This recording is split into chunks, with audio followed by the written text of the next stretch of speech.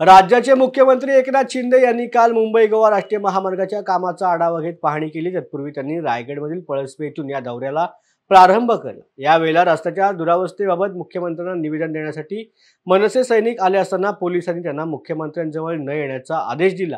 एवढंच नाही तर मनसे सैनिकांना एका हॉटेलमध्ये कोंबून ठेवण्याचा धक्कादायक प्रकार समोर आला। या संपूर्ण गोष्टीची माहिती दिली रायगड जिल्ह्याचे मनसे संघटक किरण गुरव यांनी। नमस्कार, जय महाराष्ट्र। मी किरण गुरव, मनसे रस्ते स्थापना रायगड जिल्हा संघटक। आत्ता सकाळी 11 वाजल्यापासून ते आत्ता 3:30 वाजेपर्यंत आम्ही मनसैनिक माननीय मुख्यमंत्री यांना एक निवेदन देण्यासाठी उभे होतो।